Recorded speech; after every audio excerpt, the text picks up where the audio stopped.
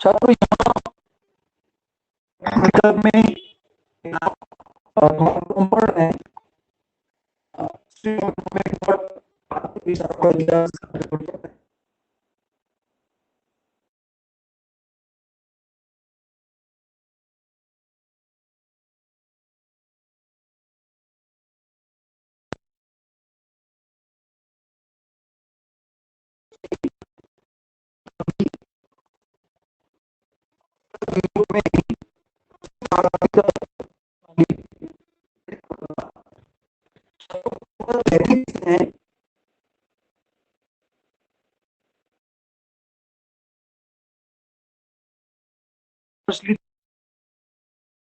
उनको वणिकवाद कहा गया।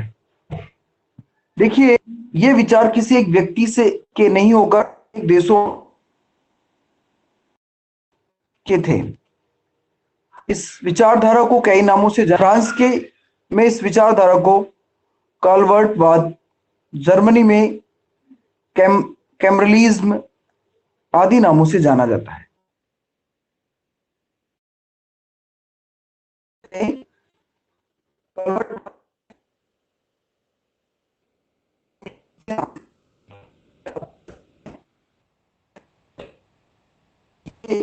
इसी विचारधारा के नाम है। फ्रांस से काल्वर्टवाद कहा गया और जर्मनी में से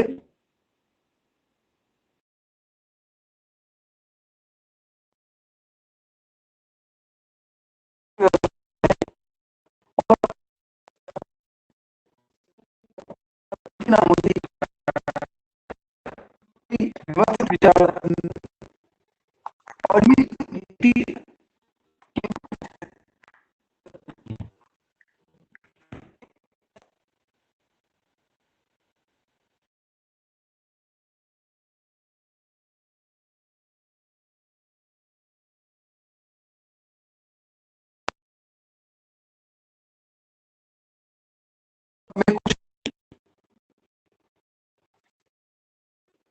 कुशल व्यापारी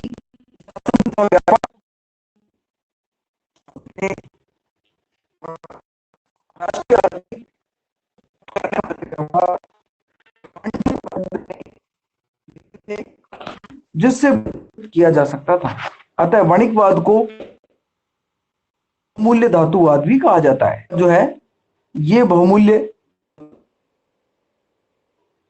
अब इसको बहुमूल्य धातुवाद क्यों कहते थे, ये भी आपसे पूछा जा सकता है। बहुमूल्य धातुवाद से आप क्या समझते हैं? तो आपको कि वणिकवादी राष्ट्रीय आर्थिक प्रभुत्व प्राप्त करने वाले व्यापार एवं वाणिज्य को महत्व देते थे, जिसमें बहुमूल्य धातुओं को एकत्रित किया जाता।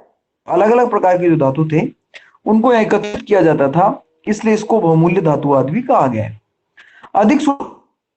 अधिक शक्तिशाली बनो, उस समय की जो विचारधारा थी, ज्यादा पावरफुल को समझा जाता था जो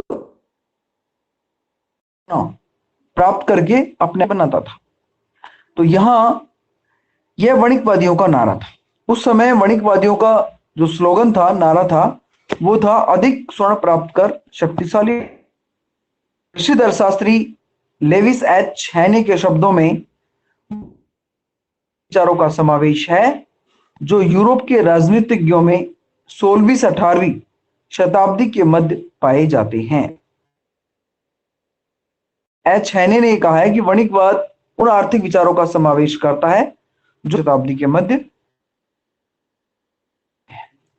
छात्रों, वणिकवाद को जन्म देने तथा प्रोत्साहन देने वाली आर्थिक प्रणाली माना गया। नेशनलिज्म की हम बात कर रहे हैं। नेशनलिज्म को बढ़ावा देने के लिए प्रमुख प्रणाली के तौर पर काम कर रहा था। वणिकवाद के हितों को ध्यान में रखकर अपने विचार रखते थे, इसलिए वणिकवाद के विरुद्ध माना जाता था। है कि जो वणिकवादी विचारक थे वो अपने देश के हितों को ध्यान में रखते थे।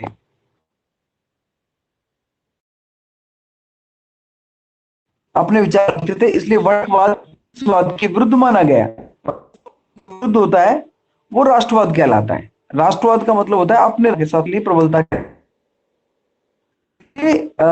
एक वणिकवाद का एक ऐतिहासिक पृष्ठभूमि है कि वणिकवाद 18वीं वो अलग नामों से डार्क हो रहा है, फ्रांस में इसको कहते हैं, कहते हैं,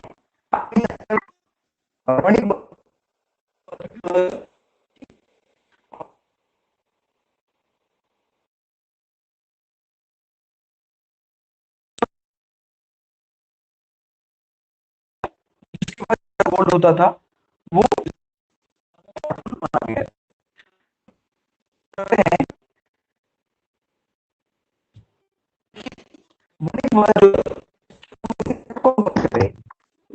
बात करें तो बात की कारणों में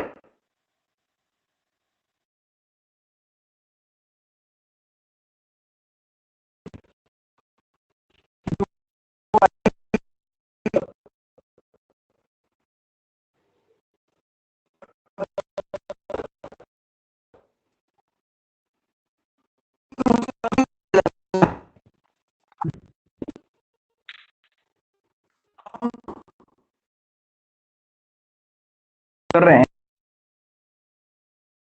समझा जा सकता है जब तत्कालीन सामाजिक व्यवस्था है, राजनीतिक व्यवस्था है, धार्मिक व्यवस्था है और आर्थिक व्यवस्था है, इसको ना हमें पड़ेगा।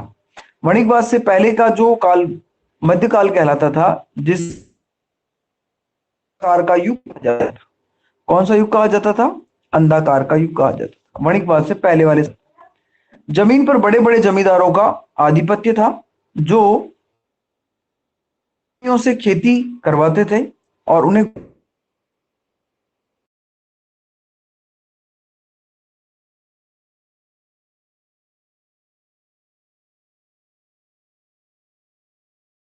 थे खेती कार्य करवाते थे और उन्हें अपना गुलाम, घर की जो आर्थिक व्यवस्था थी उसको देखना होता। छात्रों, जमीन पर बड़े बड़े जमींदार था उस समय और करवाते थे, उनको गुलाम बनाते थे। पर धर्म का प्रभाव उनका नेता नहीं था, आर्थिक बातों आर्थिक व्यवस्था पर इतना नियंत्रण था कि वो केवल धर्म का ही ठेकेदार नहीं होता था, बल्कि वो वहां की सामाजिक और राजनीतिक व्यवस्था और आर्थिक व्यवस्था पर भी नियंत्रण रखते थे। लोगों की आवश्यकताएं कम थी, पेशा लंदन, पेरिस, नेपल्स तथा कर बड़े शहर कम थे। उस समय के जो बड़े शहर थे वो लंदन था, पेरिस था, में पेरिस फ्रांस में, नीलॉन, नेपल्स को छोड़कर बड़े शहरों का अभाव था। उद्योग धंधे था वणिकवाद के अंदर। अपने घर या दुकान पर कारीगर स्वयं दैनिक वेतन पर कुछ लोगों के उत्पादन करते थे। छात्रों, 16वीं शताब्दी के प्रारंभ में यूरोप के लोगों विषय आर्थिक व्यापार के क्षेत्र में व्यापार के और उनके कारण वणिक हुआ। देखिए, का सबसे बड़ा कारण निकल कर आ रहा है, हम एक एक बिंदु और उसकी चर्चा करेंगे। सबसे पहले हम ये समझ सकते हैं कि 16वीं शताब्दी के प्रारंभ में यूरोप के लोगों का आर्थिक का जो जीवन है उसमें बड़ा बदलाव देखा गया और उस बदलाव के कारण ही छात्रों जन्म हुआ। अब वणिकवाद के कारण कौन से रहे हैं उसकी यदि हम बात करें तो बिंदुवार यदि हम चर्चा करेंगे, इसमें अलग अलग को हम यहां पढ़ सकते हैं। बिंदु इसमें निकल कर आता है वणिकवाद को जन्म देने का। पुनर्जागरण का मतलब है एक सुधार आंदोलन था ये, और इसमें 15वीं से 16वीं शताब्दी में यूरोप में कला, विज्ञान, साहित्य तथा दर्शन के विकास के रूप में एक नई क्रांति का उदय हुआ। इस युग में Leonardo da Vinci, Newton, Galileo दूरबीन का आविष्कार किया था। ठीक है। कॉपरनिकस, शेक्सपियर जैसी प्रतिभाएं पैदा हुई। तो 16वीं शताब्दी जो थी, ये अपन शुरुआत में विद्वानों नाटो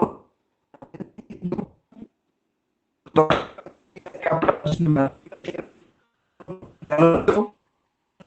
आविष्कार किए।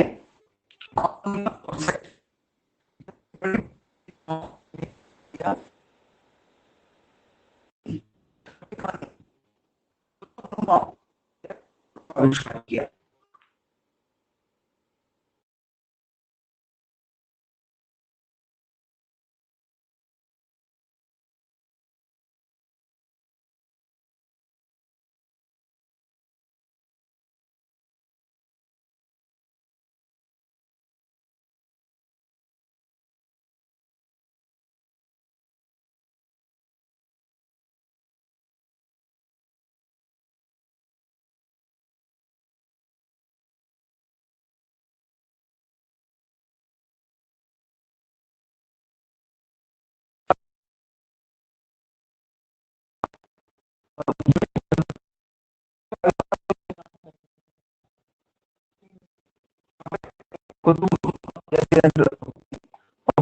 विद्वान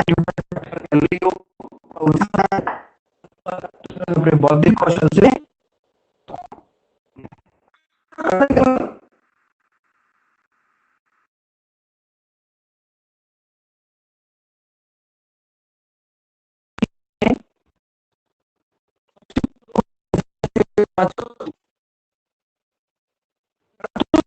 वृद्धि हुई, जिसकी एक तरफ अधिक मात्रा में श्रम पूर्ण करने से मजदूर सस्ती, दूसरी तरफ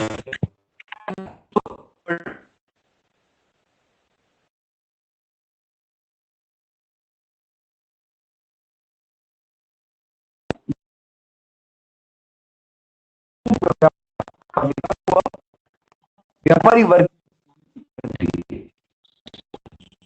के अंदर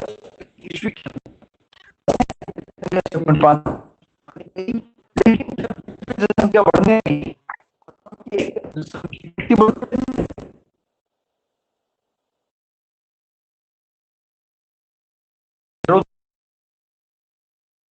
लगी, पूंजी की मांग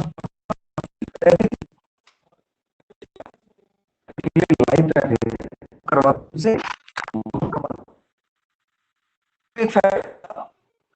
वाणिज्य अगला निकल गया।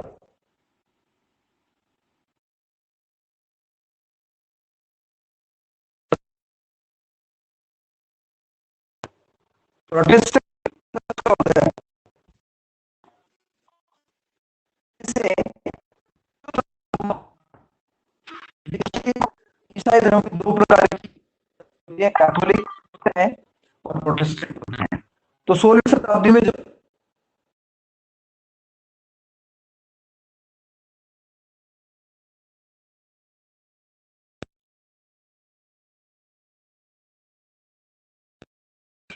आवश्यकता ने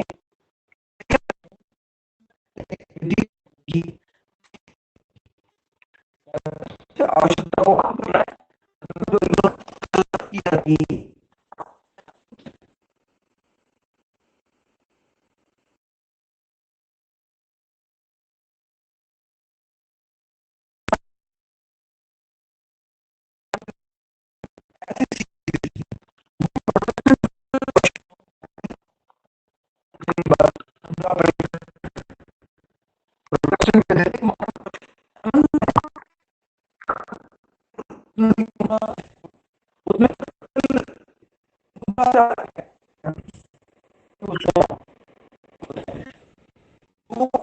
की बात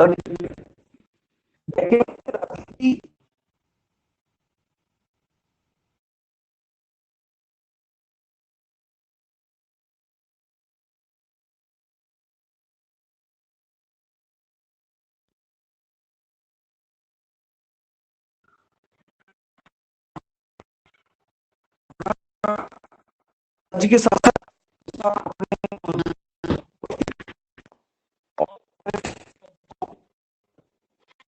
धार्मिक क्रांति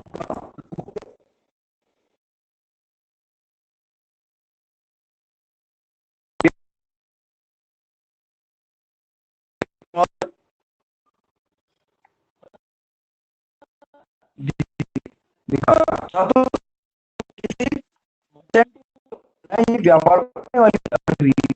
प्रोटेस्टेंट संप्रदाय का जब विकास हुआ तो प्रोटेस्टेंट का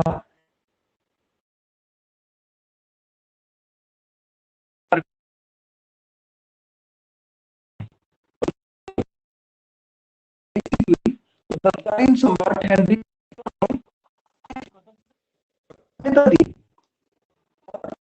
धीरे सोने चांदी व्यापार मुनाफा ब्याज लगे।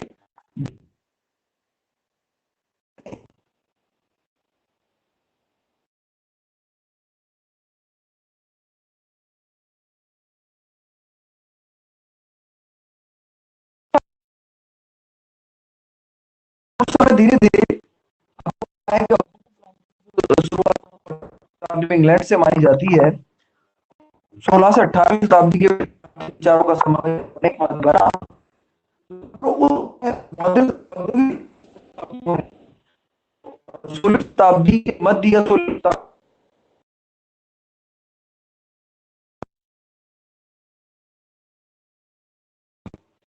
में वस्तु और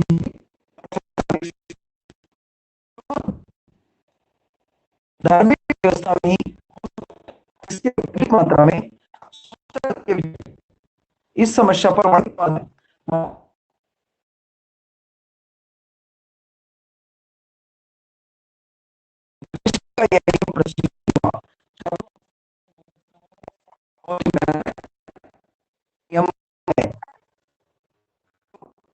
एलिजाबेथ प्रथम की नियम प्रचलित हुआ। अच्छी मुद्रा को बाजार से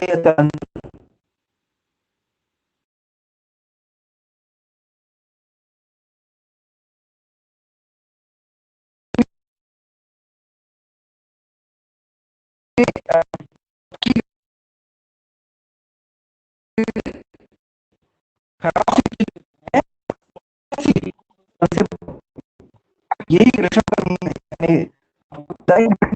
ये वो अच्छी मुद्रा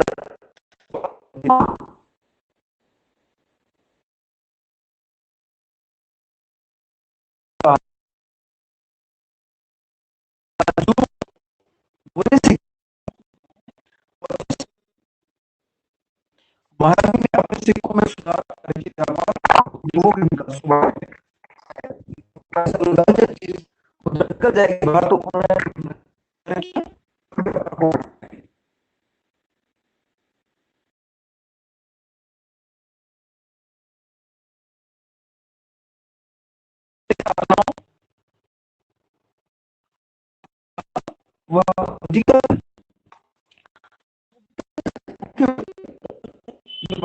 के लिए में धार्मिक और क्रांति के साथ साथ राजनीतिक क्रांति भी देख 16वीं शताब्दी से लेकर 18वीं शताब्दी के मध्य क्रांति के साथ साथ राजनीतिक परिवर्तन भी हमको देखना और उस प्रकार के जो राजनीतिक परिवर्तन हुए हैं उन्होंने क्रांतियों में जन्म लिया है। इंग्लैंड में सम्राट हेनरी सप्तम जो 1485 ईस्वी तक, फ्रांस में सम्राट लुई 11वें जो 1481 की हम बात कर रहे हैं, ने यूरोप में शक्तिशाली राष्ट्रीय राज्यों का निर्माण किया। इंग्लैंड में तो हेनरी सप्तम था तथा फ्रांस में सम्राट लुई 11वां था, जिन्होंने हेनरी सप्तम इंग्लैंड के अंदर था,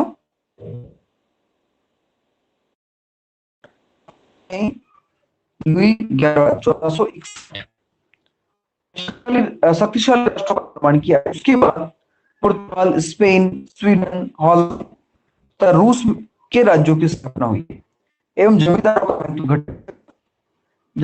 महत्व घटने लगा। राज्यों बढ़ने से वस्तुओं की मांग पहले की तुलना में बढ़ने लगी एवं बढ़ने से व्यापार और उद्योगों का विकास हुआ। इसे वैदिकवाद को नई शक्ति के रूप में देखा गया। 18वीं शताब्दी में औद्योगिक क्रांति की शुरुआत हुई। औद्योगिक की शुरुआत में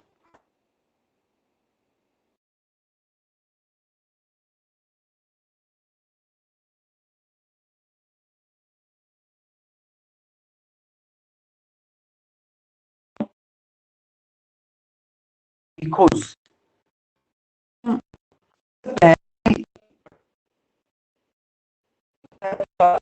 और नए खोज की गई। मार्गों से मार्गों का पता चलने पर वास्को डी गामा ने खोज की। वास्को डी गामा ने भारत की खोज की।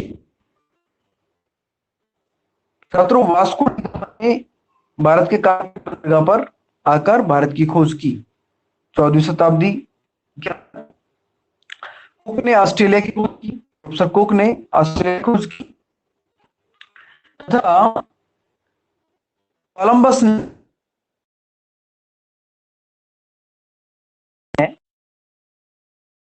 और इसमें जो हम बात कर रहे हैं कि जो कोलंबस है देशों से इन देशों में आपसी वस्तु सेवाओं का लेन देन होने लगा, जो व्यापार को बढ़ावा देने लगा। और ये जो व्यापार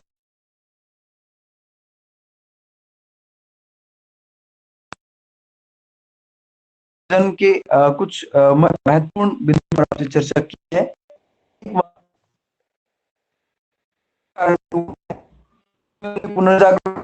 पुनर्जागरण का मतलब है बड़े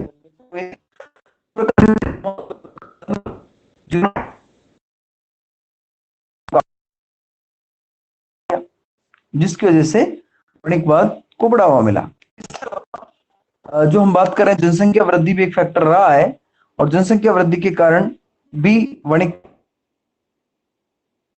धार्मिक सुधार हुए हैं। कैथोलिक संप्रदाय के स्थान पर प्रोटेस्टेंट संप्रदाय को स्वीकार किया गया, जो धन संग्रह की बात करता है, स्वर्ण से प्यार प्रेम करने की बात। अष्टम, जो राजा अष्टम था उस समय इंग्लैंड का, उन्होंने भी संप्रदाय का समर्थन किया। तो इस प्रकार के विचार हैं, इन्होंने बात को चलन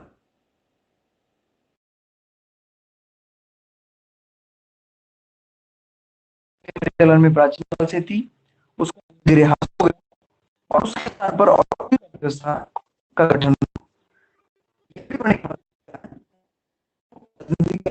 पर हमने चर्चा की अलग अलग देशों में अलग अलग राजाओं का धीरे धीरे शक्तिशाली बने और उन्होंने धीरे धीरे व्यापार को महत्व दिए, क्योंकि वणिकवाद का जन्म हुआ और देशों की खोज की गई। वास्को डी गामा की, कुक ने ऑस्ट्रेलिया की खोज की और कोलंबस ने अमेरिका की 1492 में अमेरिका की। तो ये बड़े देशों का पता लगा, तो इन व्यापार की सूचना बढ़ी, जिसकी वजह से वणिकवाद का